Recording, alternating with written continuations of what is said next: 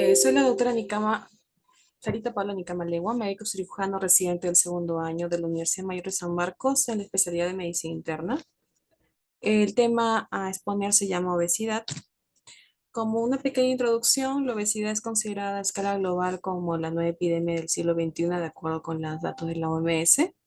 Básicamente es la conjunción de la interacción de factores genéticos, sociales, conductuales, psicológicos, metabólicos, celulares y moleculares que confluyen para cambiar pues el estado fenotípico del paciente, siendo el principal factor de riesgo para enfermedades crónicas como la diabetes mellitus tipo 2, enfermedades cardiovasculares y ciertos tipos de cánceres. Asimismo, tiene repercusiones psicológicas, sociales en estos pacientes. No hay diferencia entre sexos, afecta a todos por igual y también afecta a todos los grupos socioeconómicos y en todas las edades. Con respecto a los objetivos, vamos a aprender la definición sobre la obesidad, cuáles son los factores de riesgo asociados a las mismas, cuál es su etiología, su epidemiología, cuáles son sus principales complicaciones dentro del mundo de la conjunción de la obesidad y de otros factores del paciente pueden causar un síndrome metabólico, cuáles son los criterios del síndrome metabólico y aprender sobre el tratamiento y manejo de la obesidad. Bueno, sobre la definición, la obesidad es una enfermedad crónica recurrente de etiología compleja. Básicamente es la acumulación de tejido adiposo a nivel del cuerpo. Esta es obviamente excesiva de manera normal que causa un desbalance o un desequilibrio entre el consumo de energía y el estilo de vida sedentario del paciente.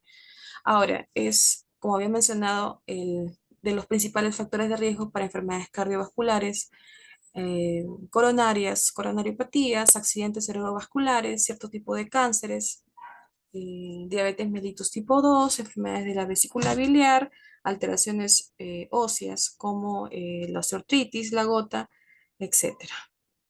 Ahora, con respecto a la epidemiología, en este cuadro que es del 2017, básicamente podemos ver en rojo cuáles son los países con más prevalencia de la obesidad, siendo a la cabeza los Estados Unidos de América con un 36,5%, seguido de Canadá y Puerto Rico. En el segundo color, básicamente, que es el porcentaje que le sigue, bueno, tenemos a México, Venezuela, Costa Rica, eh, continúan con Brasil, Haití, Nicaragua. Perú está aproximadamente en el puesto 27, está en coloración celeste. Y bueno, la Guyana Francesa y Trinidad y Tobago tienen porcentajes por debajo de 13%. Ahora, es importante recalcar que el Informe Nutricional Mundial del 2017 estima que 41 millones de niños menores de 5 años y más o menos unos 1.929 millones de adultos entre mayores de 18 años tienen un índice de masa corporal mayor a 25. De estos, aproximadamente 651 millones tienen obesidad con un índice de masa corporal mayor de 30, correspondiéndose 40% de la población adulta en sobrepeso y un 10% de todos estos tiene obesidad. Entonces estamos hablando de grandes números y de casos. Ahora, con respecto a la etiología, bueno, es una conjunción o la interacción de varios factores. Tenemos factores biológicos, factores sociales, factores psicobiológicos. Dentro de los factores biológicos tenemos ciertos tipos de genes en quienes se ha observado que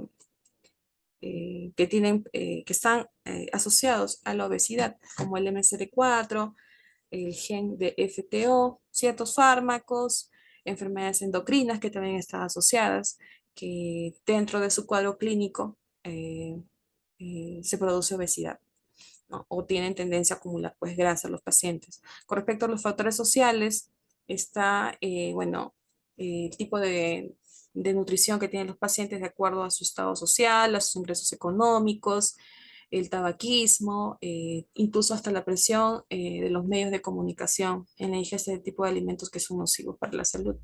Con respecto a los factores psicológicos, el tipo de educación o acceso a la educación que tienen los pacientes, el entorno familiar, o sea, digamos que es algo, un cuadro multifactorial el que predispone a los pacientes a sufrir de obesidad en cierto tiempo de su vida, ¿no? Ahora, Para que se entienda cómo nosotros clasificamos o en base a qué clasificamos o ponderamos cuando los pacientes están en rango de sobrepeso u obesidad. Tenemos el índice de masa corporal, que básicamente es un indicador internacional para evaluar el estado nutricional en los pacientes. Ahora, un índice de masa corporal elevado está asociado a ciertos trastornos ya mencionados, ¿no? Y aumenta la comorbilidad en los pacientes con patologías cardiovasculares. Cuando una persona está eutrófica, cuando tiene un peso adecuado, hablamos de pacientes que bordean un índice de masa corporal entre 18,5 a 24,5, pero 24,9. Estimamos que el paciente está en sobrepeso cuando fluctúa entre 25 a 29,5, que tiene obesidad de tipo 1 cuando tiene valores de 30 a 34,9, obesidad 5, obesidad tipo 2 de 35 a 39,9 y una obesidad mórbida tipo 3 cuando el índice de masa corporal está por sobre 40. Entonces, entendido eso, aumenta de 5 en 5 y a partir de 30 ya la persona se considera obesa, ¿no? Ahora, ¿cómo sacamos el índice de masa corporal? Es básicamente el peso en kilos dividido entre la estatura al cuadrado. Entonces ponemos, por ejemplo, 60 kilos dentro de 1,60 m, nos tiene que dar valores que estén dentro del rango normal. Si pasamos, si sacando la división, esta fórmula, perdón, cuando la hacemos y vemos que el resultado es por encima de 30, entonces estamos hablando de un paciente obeso. Y si está entre 25 y 30, estamos hablando de un paciente con sobrepeso. Para que tengan un poco más claro el concepto.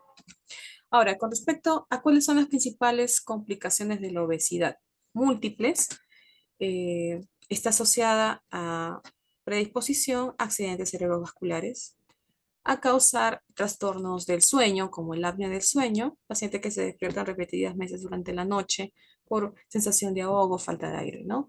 Dolores crónicos en las articulaciones, no solamente es a nivel lumbar, sino pueden ser de las articulaciones de la rodilla. Como había mencionado, está asociado mucho a la artritis.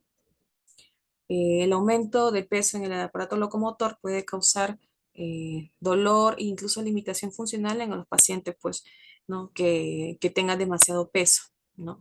Ahora, puede causar dislipidemias o también ayuda a la formación de placa aterosclerótica en los pacientes, predisponiéndolos, como ya les había dicho, los accidentes cerebrovasculares o infartos coronarios, infartos al corazón. Está asociado también a gota, a tener también cánceres, ciertos tipos de cánceres están asociados a la obesidad. Está muy, muy relacionada con la hipertensión arterial, con enfermedades o todas las enfermedades cardiovasculares, a la diabetes mellitus tipo 1, tipo 2, a estatosis hepática, los pacientes que tienen el hígado graso, por ejemplo. También está asociado a muchas enfermedades endocrinológicas, no solamente la diabetes, está también asociado a la enfermedad de Cushing, al insulinoma, etcétera. También causa enfermedades renales y está asociado también a desórdenes ginecológicos como el síndrome de ovario poliquístico, por ejemplo. Ahora, la obesidad forma parte de un síndrome que es el síndrome metabólico. ¿Qué es el síndrome metabólico? Es una compleja interacción entre los factores de riesgo cardiometabólicos, incrementando entre un 2 a 6 veces el riesgo de tener diabetes mellitus tipo 2, de tener enfermedades cardiovasculares y con todo lo que esto implica, ¿no? Accidentes cerebrovasculares, infartos al corazón y muertes por otras causas. Justamente en esta imagen donde se ve a una persona obesa, estos desarrollan resistencia a la insulina, elevan los niveles de LDL, que es el colesterol malo en la sangre, y causa un estado de hipercoagulabilidad, un estado protrombótico. En general, antes que me olvide, en general la obesidad es un signo de inflamación crónica en el cuerpo, ¿no? No es como cuando uno tiene una inflamación aguda que se resuelve con antiinflamatorios. Si nosotros no tratamos la obesidad, estamos en una situación de inflamación crónica del cuerpo y es por eso que predispone a todos estos daños que estoy mencionando. Esto puede alterar la presión arterial, causando hipertensión y causando dislipidemias, y genera un círculo vicioso, pues, ¿no? Que va a afectar a varios órganos, ¿no? Desde el páncreas hasta los vasos sanguíneos, el corazón, etcétera. Ahora, teniendo en cuenta que cuando tienes grasa en el abdomen o en todo el cuerpo, no solamente se acumula en el cuerpo, sino también en los vasos. Y eso es lo que te lleva pues a la muerte. Ahora, ¿cuáles son los criterios diagnósticos para el síndrome metabólico? Bueno, El perímetro abdominal o la circunferencia abdominal que le dicen se considera que está alterado cuando es mayor a 94 centímetros en los hombres y mayor a 88 centímetros en las mujeres. Ahí ya tienes un criterio. Si en un examen tienes triglicéridos mayor a 150 o estás en tratamiento hipolipemiante específico, también es un criterio. El HDL bajo, si es menor a 40, que este es el factor de protección. Supuestamente el HDL tiene que estar alto.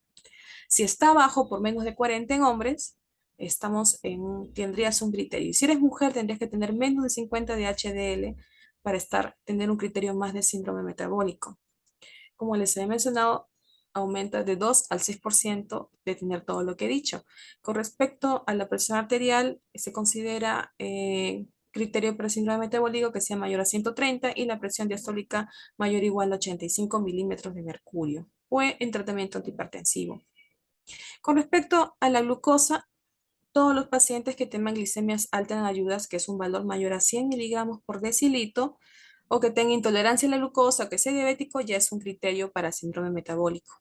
Con respecto al diagnóstico, se requieren 3 de los 5 componentes que le he dicho. Un paciente con hipertensión, con glicemia alta y con obesidad en perímetro abdominal ya son 3 de 5, ¿no? Entonces, es básicamente para que tengamos en cuenta que el de estar gorditos no lo es todo, ¿no? También el daño dentro de los vasos, dentro de la presión arterial y a nivel del páncreas es importante. Ahora, ¿cómo tratamos la obesidad?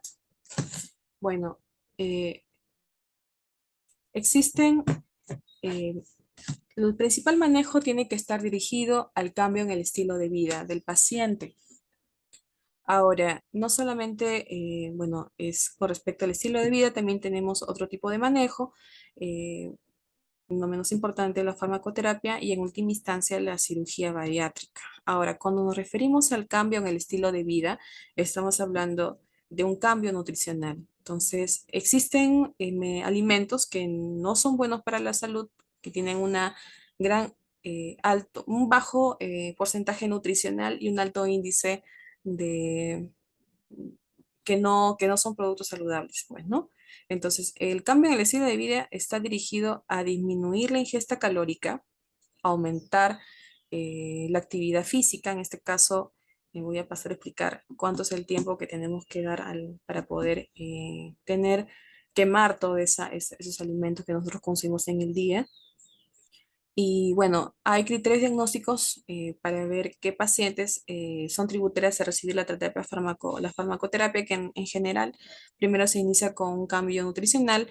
Si el paciente no responde, se puede agregar la terapia farmacológica. Existen varios fármacos que se pueden dar a la par de la dieta para mejorar en un corto periodo o en un periodo determinado, disminuir el peso en el paciente. Ahora, la cirugía bariátrica, yo voy a explicar más adelante, tienen que tener criterios para que los pacientes puedan ser tributarios a este manejo. Y es en última instancia. Lo ideal es que el paciente responda con las dos primeras. Ahora, ¿cuál es el pilar diagnóstico o el manejo inicial de estos pacientes? ¿No? Primero, la obesidad causa resistencia a la insulina, causa glicemia en ayunas y en algunos pacientes llegan a desarrollar la diabetes. Entonces, aparte se acompaña de otra clínica, ¿no? Evidente en los pacientes, entonces es indicado que hay un manejo multidisciplinario del paciente. Tendría que ser evaluado por un médico endocrinólogo para tratar la obesidad y en el caso que amerite, que vea la parte de la glicemia u otra sintomatología u otra patología endocrinológica que el paciente pueda tener ya asociado a su obesidad, que pueden ser múltiples.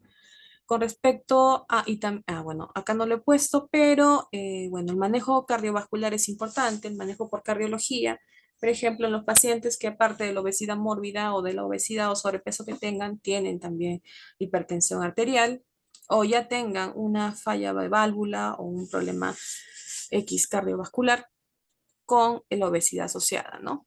Necesitan también un adecuado manejo nutricional y muy importante es un incremento en la actividad física del paciente.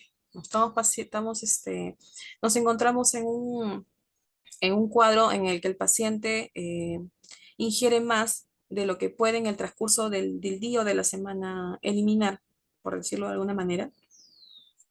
Es mucha ingesta de alimentos no nutricionales y lo sumamos a un estado de vida sedentario, ¿no? Un paciente que básicamente está inmóvil, que no se moviliza, que no camina, que no realiza ningún tipo de actividad física. eh, Está básicamente con un reposo relativo prácticamente.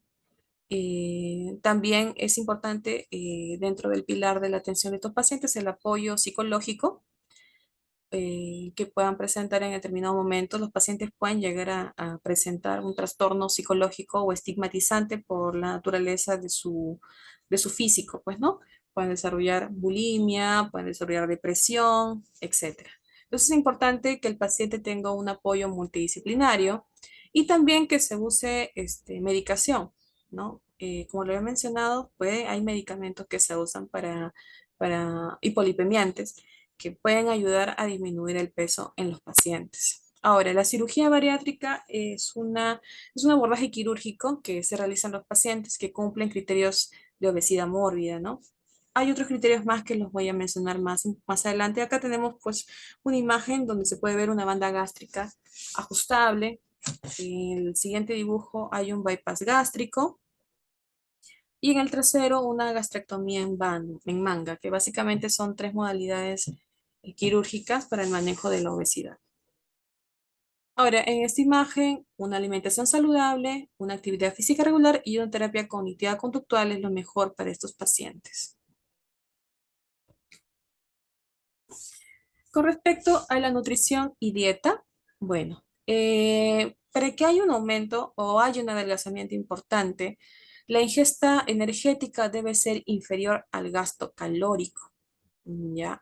Entonces, bajo esa premisa, el objetivo es que los pacientes pierdan entre medio kilo a 1 kilo por semana, basado en un déficit calórico de aproximadamente de 500 a 1000 kilocalorías por día sin cambios en la actividad física.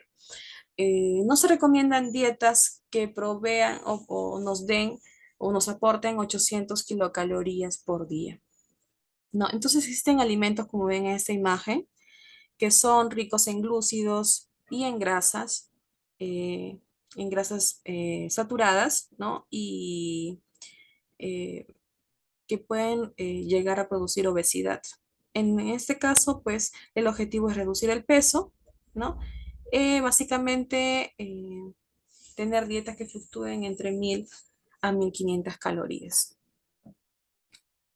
Ahora, en este cuadro básicamente es para que se pueda observar cuáles son los alimentos ricos en carbohidratos, para identificar los cuáles son, ¿no? Ahora, ¿por qué es importante disminuir el consumo de carbohidratos cuando estamos en una terapia o una nutrición hipocalórica? ¿Por qué? Porque estos alimentos se degradan en azúcares. Entonces, y puede predisponer al acúmulo de grasa. ¿Ya? Entonces, ¿qué alimentos son ricos en carbohidratos? Todos los que son pastas, panes, legumbres, raíces como la papa, el camote, la yuca, el arroz, el azúcar per se, y sus derivados, los zumos de azúcares y las frutas.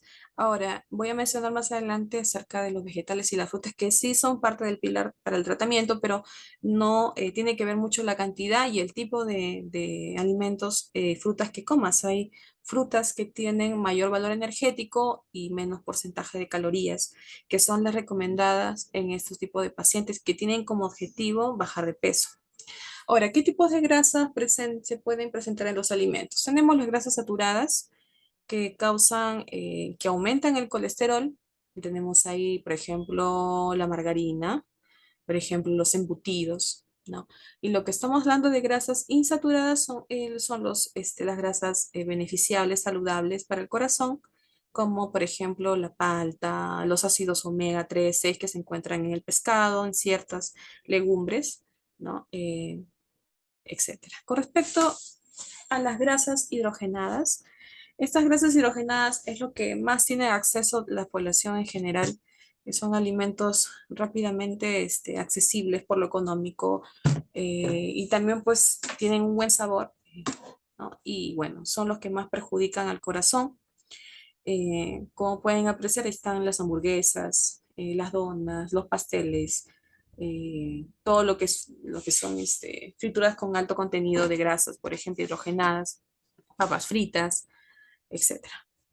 ¿Cuál es la composición de la recomendación nutricional en estos pacientes? Por ejemplo, se recomienda reducir de 500 a 1000 kilocalorías al día. ¿Ya? Eso va a hacer que nosotros podamos reducir entre medio kilo a 1 kilo semanal. Eh, con respecto a la grasa, recomiendan entre 20 y el 30% de calorías diarias y hay que reducir, o como sugerencia, reducir la ingesta de alimentos ricos en grasa.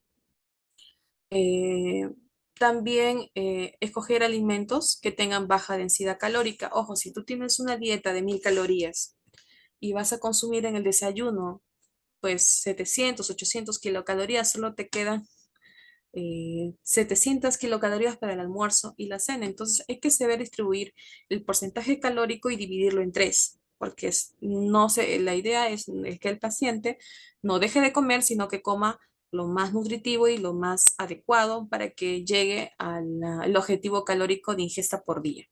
Entonces, distribuir el porcentaje, por ejemplo, 300 kilocalorías en la mañana como el desayuno, escoger los alimentos que no nos hagan sobrepasar ese valor en kilocalorías.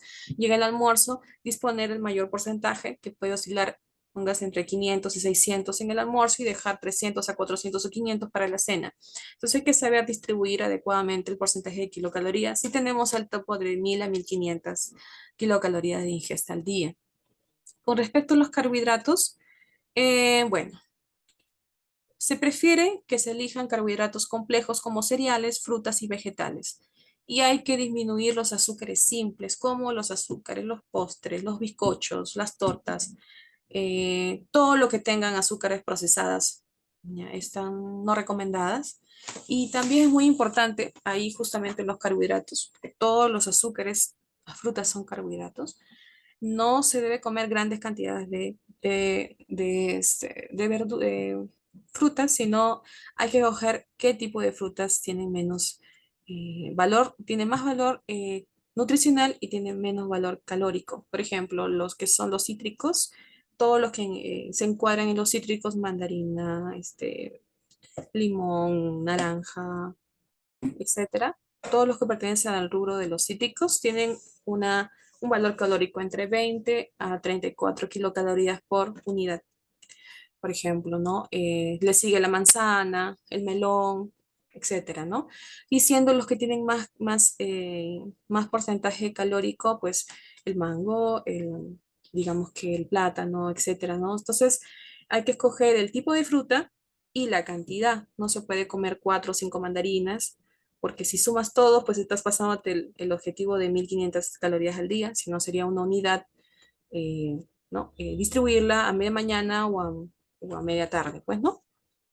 Por eso es muy importante que el nutricionista esté de la mano en el tratamiento de la obesidad, que recomiende a los pacientes cuál va a ser su menú por semana y así con el peso inicial y el peso al control al mes se logra un objetivo de bajar por lo menos unos 3 kilos a 4 kilos al mes. Con respecto a las proteínas, se recomienda un 15% de ingesta total de calorías por día y debe incluir productos lácteos, bajos en grasa o descremados y carnes, que pueden ser de pescado, pollo, pavita, etc. Con respecto al alcohol, solo si se va a consumir con las comidas. Se recomienda una copa para la mujer y 2 copas para el hombre. Ahora, con respecto a la fibra, más o menos un 20 a 30 gramos diarios, seleccionando cereales, desayunos ricos en fibra, frutas enteras, verduras crudas. No se recomienda que en estas dietas para perder peso se incluya verduras cocidas, sino verduras frescas, de preferencia de color verde. Mucha ingesta de agua al día, por lo menos 1.5 a 2 litros al día de agua y una actividad física de aproximadamente unos 30 minutos diarios, 5 veces por semana. Estamos hablando de caminar entre 2.5 kilómetros al día o subir y bajar escaleras por lo menos 5 pisos 3 veces al día. Con respecto a la actividad modificación en la actividad física, estamos hablando que el ejercicio contribuye a la pérdida de peso y a su mantenimiento. Y es más efectivo efectivamente cuando se acompaña de una dieta saludable, que se sugiere más o menos unos 30 minutos Ha subido el porcentaje, antes se sugería 20 minutos al día, eso ya ha cambiado con el último valor que ha dado la OMS, ahora está sugiriendo que se hagan 30 minutos de actividad al día, de actividad física moderada, por lo menos unos 150 minutos a la semana, que puede ser combinar actividad física aeróbica con ejercicios de fuerza más o menos 3 veces por semana, y mantenerlo a lo largo del día. ¿Ya? Bueno, más o menos hay que también informar que el ejercicio físico estimula la formación ósea y ralentiza la pérdida del hueso, sobre todo en las mujeres que ya no producen estrógenos, cuando ya están en la menopausia, por ejemplo, en la pre y posmenopausia. Favorece, pues, este tipo de ejercicios y dietas favorecen a que haya menos pérdida ósea, ¿no? Ahora, y reduce obviamente el riesgo de fracturas y de osteoporosis a futuro. Con respecto a la mortalidad, se ha asociado que hacer esa cantidad de minutos recomendada al día durante cierto tiempo, 2 veces por semana, etcétera, puede reducir la mortalidad entre un 20 y a un 30%, ¿no? Y también puede predisponer a que el paciente tenga menos riesgo, como ya mencionado, de enfermedad coronaria, disminuye hasta un 50%, menos por ciento de obesidad, de diabetes, de fracturas y otros tipos de cánceres. Con respecto al tratamiento psicológico, bueno, es importante el apoyo psicológico en estos pacientes.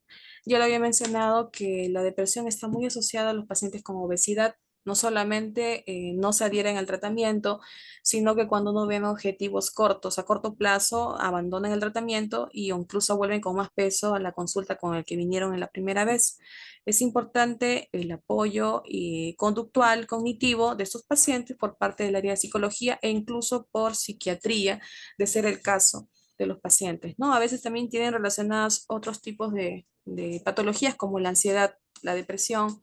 Esos.